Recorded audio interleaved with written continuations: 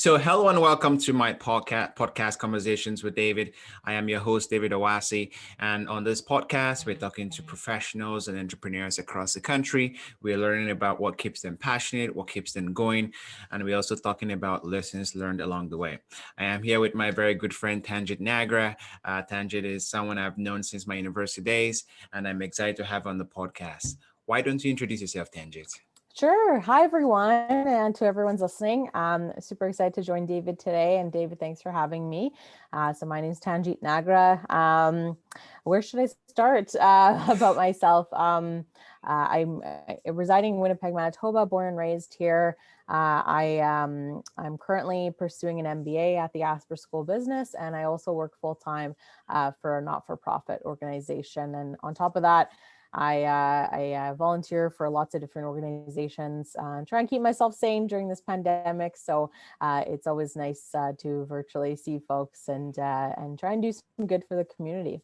Absolutely. Thank you, Tanjit. And I am very excited about our conversation today. We have a few things to cover. You've so far led a very interesting life, and I definitely want to ask you a few things about them. I'll start out from where I got to know you, which was our university days. So you were the president of the University of Manitoba Student Union, which has over 25,000 students, I think. So Around there. that's a big deal. So I'm very curious. My first question is, what really got you interested in university politics in the first place? How did your interest arise in that side of things? Sure, that's a good question.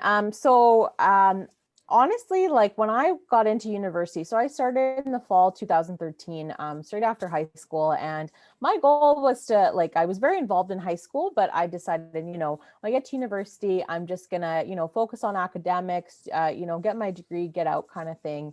And I never really thought about getting involved. But then I believe late into my first month, almost in my second month of school, a friend of mine from high school, graduate year before me, reached out and said, "Hey, I think you should join the student council I'm on." So I was in the University One, the first year program. And he said, you should join. I think you'd be really good at it. Long story short, he convinced me to run, and I ran for vice president, and I was elected. And then that opened a whole other door for me. And I started getting very involved on campus. And also kind of shifted focus as to what I wanted to do. Originally coming in, I thought I wanted to pursue something in the health sciences, health field. But after kind of getting involved and kind of taking lots of electives and really kind of exploring my degree, I decided to do a Bachelor of Arts degree in political science, which politics was always an interest of mine, but I never thought about studying it until I took intro to politics and was like, hey, I really like this sort of stuff. So I decided to pursue it. And then one thing led to another. And I got involved in the Art Student Body Council, first as an appointed member, then I was the elected president. And I got involved in the UMSU campaigns, the student union campaigns pretty early. And then in the 2016 election, I ran with a team, and I was elected as president, and then I was reelected the following year after. So I did 2 terms. So. Fantastic. That's amazing. So walk me through your thought process. What was it like, taking classes on one side and then, running for office, even though it was a university setting? How were you able to balance both sides, and how did you approach that balance?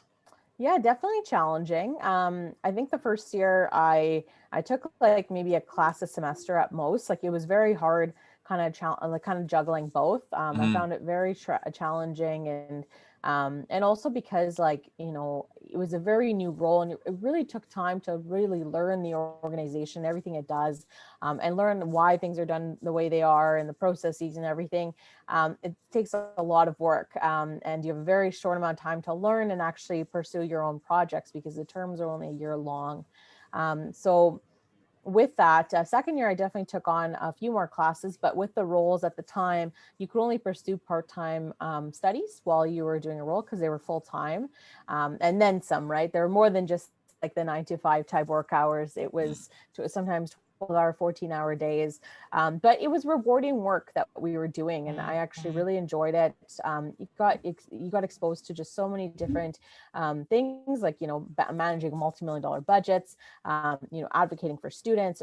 You have the business components, the services, just so much to the organization, and it's just so well established. You're also responding to 25,000 people wondering why you made a decision a certain way. So it can be quite daunting, but overall very rewarding. And that's what really kept me going, and led me to pursuing a second term after that. So definitely challenging, but definitely really rewarding. Wow, that's fantastic. And, Tanjit, myself at some point, I think in my second or third year of university, I was almost tempted to, go run for some particular position in my department, though not at a, larger level. Mm. But as I was exploring that, I just felt that I could not combine that with everything I was doing. I just thought it was too overwhelming. My question for you is, what would you say was your biggest learning? Just, from the perspective of life, and you were very young at that point. You were probably what, maybe 2019 or Yeah, I was around there. I think I was Mhm. elected when I was 20. Yeah. Right. Yeah. And what would you say was your biggest learning in terms of, this was a very, very new experience for your life? And the reason why I ask that is, of course, some of our listeners are still in their, early teens, so I guess late teens, I suppose, or early 20s, and potentially in university, trying to figure out, what their interests are. Do they want to run for office and go into politics like you did? What was your learning for yourself? And if you were talking to your younger self from now, what would you say was some of the things you learned and why you ran for office? Yeah, well, I think first and foremost, just professionally, I'm really glad that I opened myself up to new experiences. That was the first thing, because if I hadn't, then I probably wouldn't have been UMSU president. If I didn't make that initial step to get involved, if I didn't listen to that one friend that encouraged me to, then I probably wouldn't have gotten to that point. So I'm very grateful to that friend till this day. And he knows who he is. I've thanked him before. It's really that's a part of it, having that circle around you of supportive people. I always heard when I was younger, like, oh, when you get older, you're going to be able to count your good friends on one hand. And I was like, oh, I'm friends with everyone, type of thing, or I get along with everyone, which is fine. But it's very true, like, to this day, like the people, like if if I'm in a compromised position or whatever it may be, if I'm having trouble with something, like there are a core group of people that I would turn to, or a core number of folks. So that's definitely very true. And it's so important to have those supportive people around you, because without those folks, like I probably wouldn't have put my name on the ballot at any point. Like it really took people encouraging me to do so. So that was really important for my experience.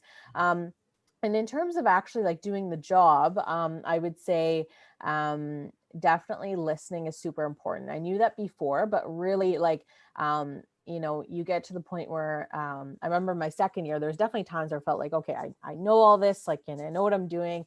I'm, and you get kind of, what's the word I'm looking for? I would say like, you're kind of at that point where you're almost like, you're like a repeating record almost, right? You're like, I know how to do this. I've done this 1,000 times. Like, this is the way it is. And you forget sometimes, like, hey, I got to really listen to people's concerns, and really, kind of walk them through it, because not everyone sees what I see. Right. And I definitely always took the time to listen to people. Sometimes I wouldn't always agree with them. And sometimes I'm like, no, it's like this, but having that patience is really important as well. And taking the time to, explain to folks like why things are a certain way, are really, really key. So definitely listening, patience, just being respectful of folks, I think is really important. And, all these things I did, just sometimes, it was really good to just remember those basic things. But yeah, definitely have a supportive network around you, and be open to new opportunities is the few things I would say. Absolutely. Thanks, Tanjit. That's a wonderful answer. I wanted to seize on one of the things you mentioned in your response, which was, having the right people around you. And just looking at my own personal experience, I moved to Canada when I was just about 18. I started my first semester without knowing anyone because I didn't graduate from high school. What would your advice be to someone, say they were in their first or second year of university and they really don't have that network? How do you go about finding the right people to surround yourself with? What should you be looking for in potential friends? Or I guess the friends who you would say have encouraged you to have some of the success you've experienced. What were you looking for? Yeah, I think for me, I naturally kind of became friends with folks just because of the activities I was partaking in, the extracurricular things I was doing. But for folks that maybe aren't doing that and are on a different routine or interested in different things, it's hard making new friends. I remember getting to first year university. I'm like, how do you make new friends? Like, even striking up a conversation with a person you don't know is kind of awkward, right? I Hmm. remember when I was running and having to get people that I was kind of like big like 100 plus lectures with, asking them to sign my nomination form, right? And I remember it was a daunting task because it's you have to really kind of just start talking on the blue, and everyone kind of looks at you like, who are you? Why are you talking to me? So it's not easy in that sense, but once if you start getting involved here and there, go to an event, or just if you're sitting around the same people all the time, take a second and be like, hey, like, I've noticed you a few times. This is my name. And it's nice to see you. I see you around quite often.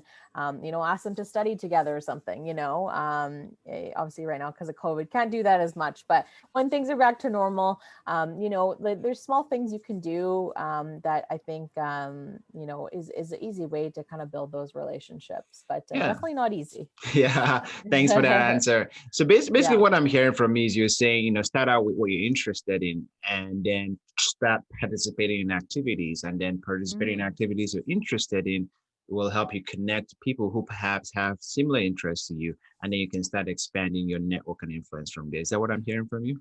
Yeah, pretty much. Yeah. Mhm. Yeah.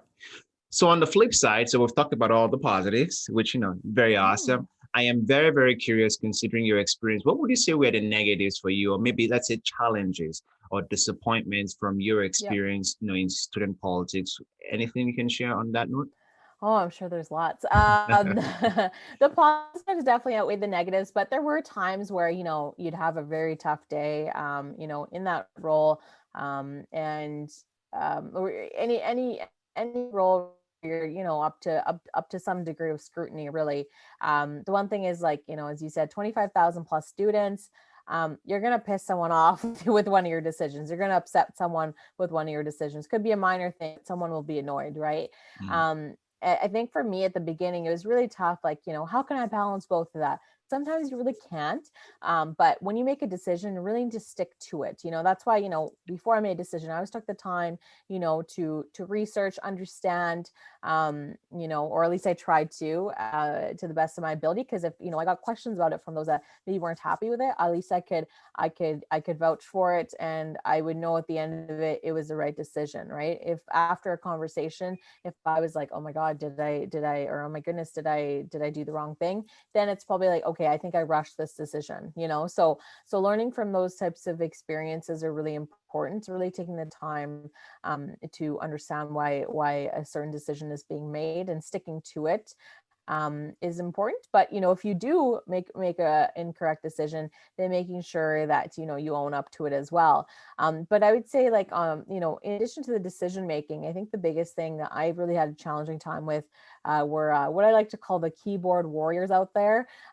Folks that would be upset about something, but rather than coming to you or sending you a note about it, they would go to their social media and they would write something gross about you or ugly about you. And I never liked that, because I would never retaliate in any sense. And, sometimes I remember on Facebook, I would get tagged in comments and there'd be like 50 comments or whatever. And I'm like, I'm not going to respond to this. I'm not going to get into this nitty gritty. We put a post up of what, of a decision or whatever the issue is.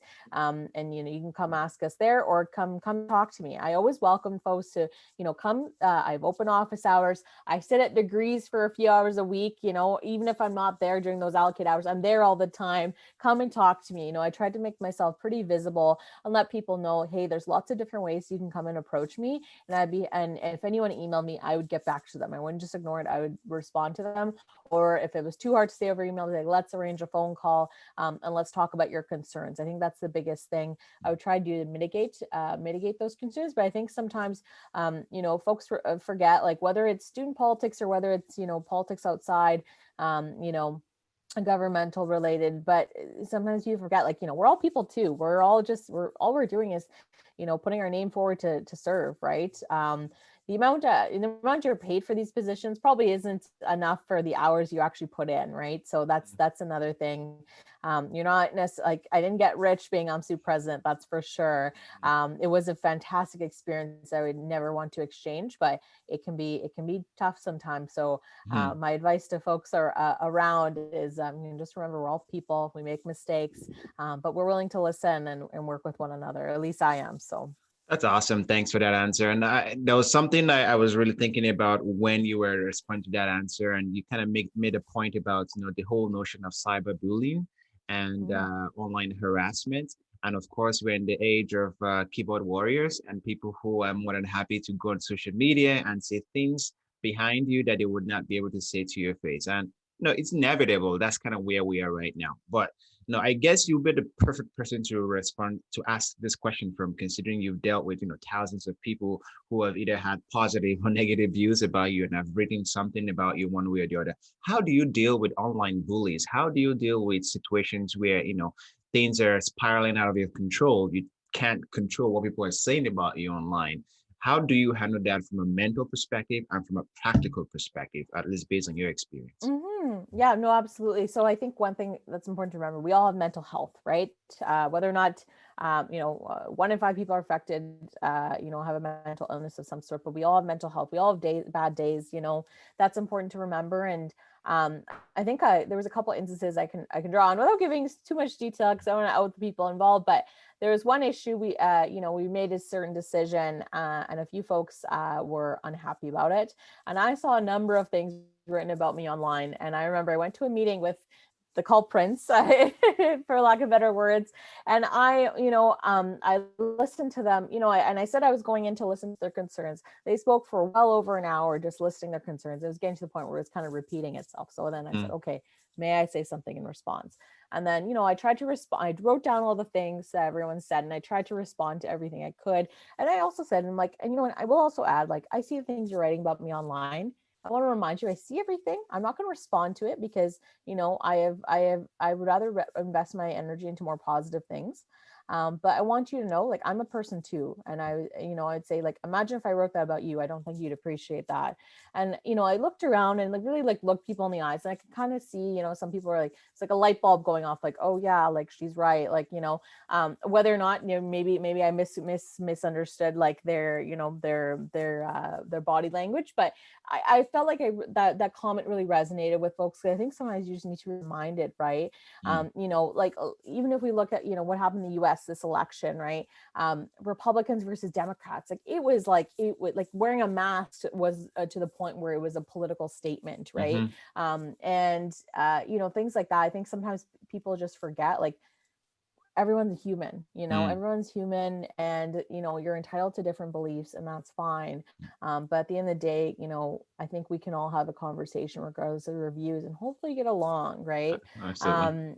Yeah, so I think that's the biggest thing. And sometimes, like, depending on what it is, like, in politics, when it's involving government, sometimes it is like life and death. Sometimes it is really affecting someone. But when it's a small decision at the student government level, like, you can probably get over it. It's probably not that huge of an issue.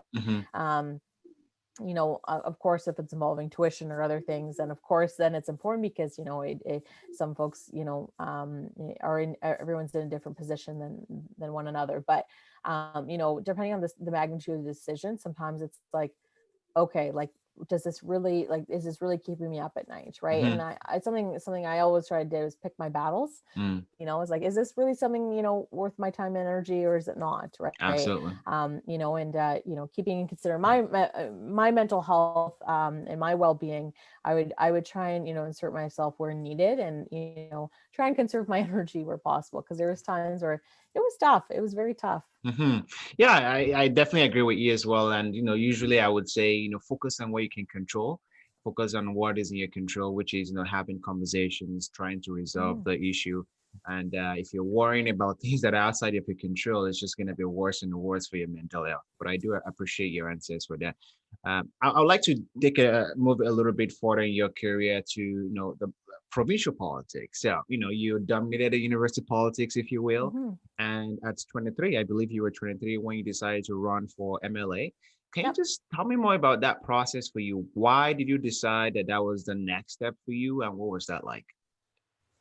Well, it's funny because when I've always been involved in politics, like at the outside of student politics, like since I was 18, since I was able to vote, I got myself involved in a campaign, and it's been great. It's really opened a lot of doors. I met so many great people, and I've really been grateful for that. And I remember an MLA asked me, like, "Oh, when are you going to run for us?" Actually, there was a leadership race happening in this party, and I said, "I'm like, oh, I would never run for provincial government."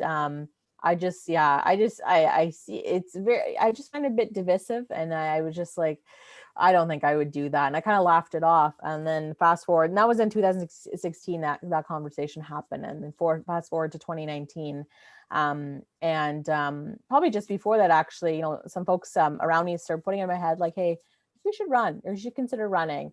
The election's coming up soon. And it was actually supposed to be in 2020, of course, and the election was called early. But what happened was, to the same person I had that conversation with, I let them know, like, hey, you know what?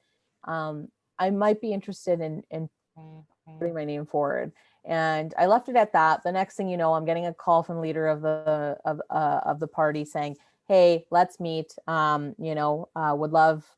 Would love if you ran with us. And he said, come prepared with a list of your questions. And I met with him. I met with a few folks that were involved in like the election campaign. And I had like a list of like 2 pages of questions that I had to ask. And I brought like my good friend with me, who ended up being my campaign manager, alongside with me. We both asked lots of questions. And at the end of it, I think I was already leaning towards I wanted to do it. But I needed I needed to, speak to a few more people before that. And before I made that official jump, because when you make a jump into party politics, people see that first before they see you sometimes. So it's always a bit of a hit or miss, I find. But ultimately, I decided to do it because of the things that were happening with education in our province. I wasn't happy when I was at the student union. I wasn't happy after. I just saw it heading towards a very negative direction. I wasn't happy about that. I think investing in education is one of the best investments we can make into our future. Of course, investing in, issues that tackle climate change, of course, healthcare, et cetera. But in terms of investing in our young people, I think education is the way to go. And I just, I saw things like, tuition being increased, it becoming more inaccessible, more barriers to populations that already face barriers. And I wasn't liking the way it was heading. And I didn't like the way that the current government operates in terms of the notifying people, right? Like there was decisions made like pretty much overnight. Sometimes we wouldn't even get a warning that, hey, this is actually going to happen. We would hear it, kind of in passing once in a while. And, it just, things like that kind of added up, and it really fueled my fire. I'm like, no, like I need to get ahead of this. I need to, do something about it. I consider myself an advocate for people. And, I really need to put, my money where my mouth is type of thing. I decided to do it, and, it was a great experience. Obviously I didn't win, but nonetheless, really, really glad that I did it. Absolutely. And do you think you're going to run again in the future, perhaps? I wouldn't say no. It was a very great experience. And I would say my provincial government election experience was much more positive than was a student election experience. Oh. Just because, the stakes are a bit higher and people are a little less personal, right? Mm. And I had some great conversations with people. Obviously, a few people that didn't want to hear from me because of the party I identified with, but nonetheless, overall, very positive experience. And even if people didn't necessarily agree with me, we had some great conversations. And I really felt as though that I actually won some votes. Some people will just vote for a party regardless of who's running. But some people, they'll take the time, research, they want to talk to you. And, I would say many folks that took the time to call me, to meet with me, talk to me at their doorstep, whatever it was. Regardless of whether or not they cast their vote for me after, I think they felt very good about the conversation. Mm. And that's what I gathered from them, or at least that's what was communicated back to me. Mm. Obviously I was in some cases as prejudged because obviously I'm a young person running. So obviously there was that bit of kind of like that speed bump along the way. But once we passed that, and we had a really fruitful conversation. Folks saw, okay, this is a legit candidate running. She knows her stuff. She's really trying. She's out there. She's visible in the community. Mm. So it's just very, very positive experience. And it was about 880 votes shy. So not too close. Wasn't too close. I was like, oh, we could have worked a little harder, but it was close enough that it was competitive. And I felt good about it after, saying, you know what, we ran a really strong campaign. We can see that. If we had more time, who knows? But also I felt good enough about it that was a bit further apart. There wasn't like, if we had a couple more hours in the day, we could have gotten that done. So it was a good distance, I'd say. Absolutely. That's so inspiring to listen to.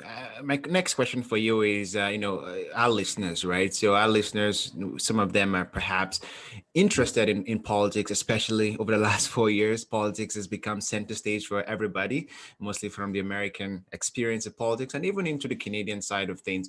What would your word of advice or, words of wisdom for someone who is particularly young? You were 23 when you ran. Someone who's thinking, I have all of these issues that are very important to me, whether it's healthcare, education, and they're thinking maybe I'm actually open to running, or maybe I'm open to getting involved one way or the other. What would be your advice to someone who is in that state of mind? How can they get involved? What's the first step they should be taking to bring that, vision of their politics alive? Yeah. So I think the first thing you should do is, get involved in causes that you care about, whether it's volunteering with a local community club, community organization, family resource center, whatever it is, not-for-profit charity, sports league, like it doesn't really matter what it is, but get yourself involved in the community, as whichever way you can. You don't necessarily have to get involved with a political party. You can, but it really depends on what your vision, what your goals are. But get involved for the right reasons, right? No one likes the person that gets involved and said, "Oh, I want to run eventually, so I'm just here," or "Oh, this will look good on my resume, so I'm here." I never really resonated with those people. Anytime I did something and I would talk to folks about it in the community, like, "Oh, I do this, that," and they're like, "Wow, that probably looks great on your resume." It's like, yeah, but that's not why I'm doing it, right? Like I'm doing because I like it, I care about it, that's really important because people can sniff through that. They can see when you're there for the right reasons and when you're not, right? Mm. And when you're there just to attend a meeting, but you're not actually adding value, right? You're not actually participating, and you're just there to say that you were there, right? Like Mm. you really, if you want to participate, really participate. Go volunteer as much as you can. Participate in the discussions, do what you can in that sense. And if you if you want to put your name on a ballot, first of all, it's very easy to be a candidate, I should say. Like I actually, before provincial government, before even UMSU, I ran for school trustee in the 2014 municipal election. I was 18 years old because I looked at the criteria. What do you need to be a school trustee? And it said, you need to be 18, you need to be a Canadian citizen, and you need to live in the area which you want to run. I said, okay, I meet all three of those. Let's do it, right? And school board trustees are relatively, they're folks that are retired generally. And I'm not making an ageist comment by any means. I think anyone is capable of doing it. But, I to myself thought like, well, I just got the K-12 system, maybe I should contribute and actually give my 2 cents about, what I think about it. But it definitely, and another part of it is also the positive angle. I spoke about why I put my name on the ballot when I was running for provincial government, because I wasn't happy about the education changes. That being said, my platform wasn't to say, oh, they're doing X, Y, and Z wrong. That might have motivated and fueled why I ran. But at the end of it, I still need to sell myself to people as to why they should vote for Tanjit Nagra on their ballot, right? And me talking down my opponents doesn't do that, right? I need to talk about what I've done for the community, what I will want to do for the community, and hopefully that will win me some votes, right? Obviously, there are some folks that are angry and upset and will vote against the current government. We see that all the time, but nonetheless, you need to really, advocate for yourself and say why you're the best candidate for them, you're the best fit for them. So make sure you know why you want to run. Absolutely. Is a big deal. Yeah. Yeah, thanks for the wonderful response. And basically, what I'm hearing from you is, in terms of value and working in the community, giving out value, sounds like it sounds very similar to one of the principles I operate on, which is give out more in value than what you ask for in payment. So if you're putting yourself out there, you're volunteering your time, it should not just be for what you're going to get in payment, which is looking good on your resume or trying to get a job or whatever, but it's actually adding so much more in value than what you take in payments that people can see that you're not just there for whatever benefits you're going to be getting, but you're actually there to impact one way or the other. So based on our conversation, community involvement is something that is very, very important to you, something that you're very passionate about. Clearly, based on how you've spoken about it, it really means a lot to you. And I know your current work with a nonprofit, Take It Global, is very much aligned with that work. Can you share some more information, or can you just give me more information about your current work at Take It Global, why that is important to you and what you're doing in the community? Yeah, of course. So currently, I work as a manager of Grants Administration and Grantee Support at Taking It Global. So it's a not-for-profit organization based in Toronto, but it has national, even international outreach reach as well. And I work on a program that's called Rising Youth. It's a community service grants program. It's funded by the federal government Canada through the Canada Service Corps, and essentially they're youth grants. They're for youth ages 15 to 30, and they're up to $1,500. Essentially, youth can apply and do a community initiative, something they're passionate about, to give back to the community. Essentially, it's to foster leadership, it's to foster community involvement, and have youth engaged and doing something positive in their community. Our grants are fairly easy to get, and afterwards all we ask is that a report is submitted, with relevant receipts, pictures, etc., so that we can then report back to the government on the progress of the grants and kind of share some of the success stories as well. And we do a lot of outreach, especially to underrepresented communities within Canada. So, and in order to be eligible, you have to be in between the ages, of course, of 15 and 30. You have to either be a Canadian citizen, a permanent resident, or a refugee in Canada. Unfortunately, the grants aren't available for international students and those on work permits, but they can be involved in a project and work with someone who is eligible. And we've seen a lot of different things because of COVID right now. We've seen a lot of virtual projects, workshops online, whether about mental health, whether about storytelling, art projects virtually, lots of community care projects as well. Youth wanting to build, kind of like care baskets or something for those that are underrepresented, whether the homeless population, seniors, or working with an organization that is reaching out to communities where they do need extra supplies and PPE or whatever it may be. So lots of those types of projects Yeah, so it's been an interesting challenge. I started the role in April. Before that, I was working with the same company on the same program, but I was a youth engagement activator for the province of Manitoba. So my role was to build partnerships here, do presentations to youth, help with grants review, kind of assist our alumni, like kind of a bit of everything. So now we've kind of separated into three branches. I'm managing the grants administration. So I oversee the process of when someone applies to our application to our program and submits an application to the point where we do follow up, and then eventually, hopefully, they get approved and past approval as well, or post approval, kind of reviewing. Reviewing and following up and making sure that the project is done. If there's any issues there, and ensuring once it's done, a report back is filed. And then afterwards, they become an alumni. And then my colleague kind of has a bit of an alumni program that's started up. So so I kind of oversee that process, and I'm managing a team that's scattered across Eastern Canada. So it's been an interesting challenge, but a good one. Absolutely. And that's a fantastic program. And my next question is a follow-up on that. For our listeners who are, youths between 15 and 30, why should they be interested in a program like this? And what is the value of a program like this to their career and to their success moving forward? Why should they be interested? I think that, if especially right now, because there's less to do, it's definitely a great way to do something positive with your spare time. I think for a lot of us, once you're done work or done school for the day, you might want to do something to unwind, whether that be exercise or watch Netflix, etc. This is something, if you're wanting to give back, that's a really positive thing you can do. Another benefit, after you complete your project, you actually get a signed certificate from the Prime Minister himself. So because the Canada Service Corps, which funds us, is a branch under the Minister of Youth for the federal government, which currently is Minister Bardish Chagger, but it used to be the Prime Minister himself. He was also the Minister of Youth. So he's nonetheless, you still get a certificate signed by him. So that's kind of cool to get that. So if anyone's interested in doing that, it's a great way to get yourself involved.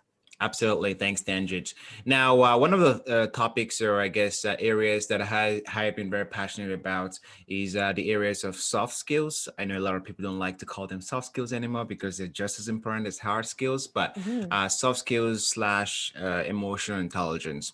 And for yourself, I feel like with all your experience working with the community, working with people, having a sort of people-facing role in your career so far, what would you say is the importance of skills like this in professionals, whether at a university level or actually, getting into the workforce? What would you say are the importance of the skills, and how have you developed the skills yourself? Yeah, it's extremely important. Like, I think one thing I think I do, and sometimes I forget almost, from a young age, I was always very shy and very introverted. And I always, like, anytime I enter a situation, I would just kind of listen and, kind of keep to myself, which honestly, I thought benefited me as an adult, because, I meet new people, I kind of listen to the conversation. It's like when you go to hang out with a group of friends, and you're friends with one person, but you don't know the others, and you're kind of there, you kind of observe a little bit first, what are people like, what's their sense of humor, how do they talk, etc. Take that time to kind of, like, listen and socially learn, if you will, to your surroundings. So you don't want to go in and kind of say something that's totally off the cuff and offend people either, right? For an example. I think that listening piece is really important. I think it's really important for folks that are in any sort of leadership role, because you really need to understand your audience, who you're speaking to, is what I'm saying, is it resonating with people? Is it upsetting someone? Even as a position as a manager, right? Like, taking that time to, if you can kind of tell, like, someone seems stressed, or, one of your team members or colleagues, taking the time to, kind of be there for them, so that, they appreciate you being there. You're you're not necessarily, that manager, that typical person that's just like, really down, like, this is what you need to get it done. I don't care about your feelings. Like, people, you really need to be aware of those types of things now. And, if you read any article about, what's a workplace organization where people stay and they stay involved, it's because they're having a good experience, and that's a well-rounded experience, right? I was reading an article the other day about why employees stay at a workplace. It's because, one component is salary and how much they're getting paid, but also, is there room for them to be mentored? Is there, do they feel as though, their concerns are heard at work? Are they supported? Things like that, are really important. That's something, when I'm working on a team, I really try and foster that positive environment where we can support one another, but also still be productive, get our work done. But, if someone's having a tough day, how can we help each other? How can we adapt? And really kind of, at the end of the day, we're all working together to towards a goal. Though sometimes we can get siloed, taking the time to communicate with one another, if something is troubling you, something's challenging you, let's take a moment, let's talk about it. Those types of things are really, really important these days. And, that's why we, I think more and more workplaces, at least, I'm grateful for mine, things like employee assistance programs, additional, on top of like the health benefits you get with full-time employment, but other things as well, other mental health resources. I think more and more organizations and companies are taking that into consideration, because we're talking about it more as a society, and I think that's really important. So it's really important to kind of understand and engage, what's appropriate, what's not, as well. It's always an interesting experience as a manager, because when I can tell someone's kind of in a position where they might be stressed or something's bothering them, you have to be careful on how you ask as well, because you don't want to be prying into their personal information either. But you want to be there and show that you're supportive, and it really I think, at least with my team members, I think it's resonated. I think just approach it genuinely. I think if someone's done something wrong, if I know, like, I think something's going on, I'm going to approach it, like in a more proactive way, rather than like, hey, you did this wrong, what happened, right? So I think, like, understanding those cues and how to approach a situation is super important, and is important to anyone in a leadership position, but anyone really that's working on a team today. I think those soft skills are really, really important. Absolutely. I definitely agree with you, Tanjit. And generally, when I think about soft skills, whether it's a professional or in business or any area, I generally think of 4 areas. And the first one is awareness. So, you talked a lot about listening, and, for you to listen, you have to be aware of the situation and know, I have to listen now. And, it's very easy to talk, but you have to be aware of where you are to be able to actually listen and force yourself to listen. And the second thing I always think about is regulation. So regulation is all about, really disciplining yourself. Sometimes you just want to jump into the conversation and you just want to say whatever is on your mind, and you're not really actively listening. But regulation is all about just, okay, I need to listen now. I need to just keep quiet and shut up, and I need to be in the moment. And then the third thing I always think about is empathy. And empathy is all about, putting yourself in another person's shoes, right? And really trying to understand where they're coming from. So not only just listening to the words, but really being actively involved in that conversation and understanding what they're trying to pass across to you. And then the last thing is, skilled relationship, which is basically combining all of that in our daily lives and knowing when to, listen, when to talk, and when to, be empathetic, when to say nice things to other people. So I think you're very right. All of these things are very, very important. And clearly in your career, you've demonstrated all of this to have this level of success you've had. Now, my last questions that I will try to ask you is, when the pandemic, and of course the pandemic has changed a lot of things. My first question on that end is, how has the pandemic affected you? What are the challenges you've seen and you've experienced as a result of the pandemic, and how are you, walking through them? How are you overcoming them? How are you dealing with them? Well, the pandemic has been interesting. I definitely my work, like, because we are scattered across Canada, we were already really relying on, the virtual meeting and everything. And I remember when I joined Taking It Global and joined the team, and I think it was April of 2019 is when I joined. And they yeah, it's April 2019. I'm just making Mm-hmm. sure the date's correct in my head. And I remember they had asked me like, oh, are you comfortable with like working with Google Docs, like working, like working on, these online tools and everything. I was like, oh yeah, like I'm a student, like we Mm-hmm. rely on those heavily, right? Because pursuing MBA, heavily reliant on every type of collaboration tool because of all the group work you do. Mm-hmm. But I didn't really realize it to an extent till they used it until I was like, wow, they are serious about these online tools. And Mm-hmm. like just meeting virtually with folks. Like we use WebEx at our work. Mm-hmm. We use Zoom sometimes, but we have a partnership with Cisco WebEx for another one of our programs that we offer. So Mm-hmm. we're pretty loyal to them. And I got used to that, and to the point where, even with some of my school group work, like sometimes you'd have to meet with a group. I'd be like, hey, can we meet online? Like I'll send everyone a link. And I think for some, it was like a foreign concept, like, oh, you want to meet like Mm-hmm. virtually? Like,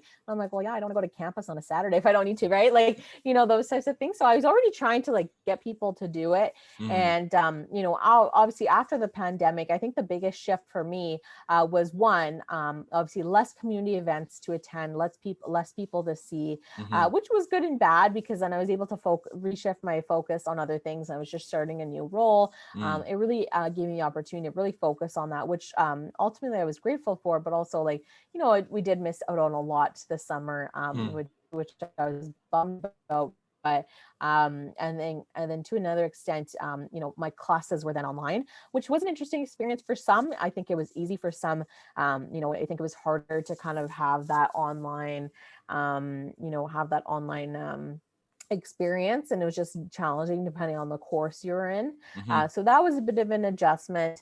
I actually didn't mind online exams. Some of them were a bit more tougher, I found, Mm-hmm. but also some of them ended up being open book, which was kind of nice, because Mm-hmm. you didn't have to necessarily take the time to memorize everything as I kind of do when I study. So Mm-hmm. so there was that. But I think the one thing that I struggle with, and I think others are too, is just getting in that exercise and that physical activity. I think that was the biggest thing, which I'm getting back into now, which I'm grateful for. And but I think that was the biggest thing at the get-go that I really kind of struggled with. I'm like, oh, how do I like stay inside? And like, and like I was never one to like, like I would always either like go to a spin class or go to the gym, or those types of things. Or go for a walk or jog or something. I never really kind of like stayed at home and did my home workouts. I used to when I was younger, but now I'm like, I'm Mm-hmm. kind of beyond that point. I like to go with places where there's machines and everything. So that was the biggest challenge for me, I think, on a personal level. And then, yeah, professionally, I think just, being able to, miss out on those community events, I think was tough, because you really look forward to those types of things. So Absolutely. that was definitely challenging. Yeah. And last question for you: any words of advice for our listeners? People who struggling with their mental health at this time of the at this phase of the pandemic we find ourselves, or who Mm-hmm. are trying to move their career to the next level, or who are trying to engage with the community. Any words of advice or perspective you'd like to share? Sure. Yeah. I think one, like, everyone's in the same boat, and, have a friend or a group of friends that you can, or family that you can get together for, for like at least a weekly like Zoom call or something, or FaceTime, whatever it is. And keep in touch. My friends and I, when the lockdown started back in March, we would do virtual wine nights and game nights. So we'd play like a game virtually, like online and on a Zoom, and it was always really fun. So I would recommend doing those. Keep in touch with people. I think the biggest thing is just like the social connectedness that we're missing, right? And take the time, but it's so important to stay home, and to isolate, especially as the cases rise in Manitoba, for example, and beyond. So it's really important that this virus is still around. We still need to take it seriously, but make sure call and check in on and others as well. And I try and do that with friends I don't normally always call on a daily or weekly basis. I try and make sure I talk to them every so often, just to check and see how they're doing, because definitely I think a lot of folks are feeling that isolation these days. So, take the time, look out for one another. And Mm. I think that that's what community is all about, right? So it's really Absolutely. important. Yeah, absolutely. I do agree as well. For myself, one of the ways I have navigated this pandemic, it's a little bit of a selfish reason. That's kind of why I started this podcast, really, because Mhm. I really miss, connecting with people, having, real in-depth, philosophical, meaningful conversations. And I felt, maybe other people are missing that as well. And maybe I should have a podcast and have these conversations with people like yourself and have a little bit of, wisdom, from your experience, but also just generally communicate with people and get to improve relationships with people. So that Mhm. has been one of the reasons why I've done this. Tanjit, it's been a huge pleasure having you on my show. There's been so much you've shared with me that I really appreciate it, and I'm sure our listeners will appreciate it as well. And I'm sure in the future we will have you again at some point. But it's been a pleasure. Thank you very much. Thank you so much.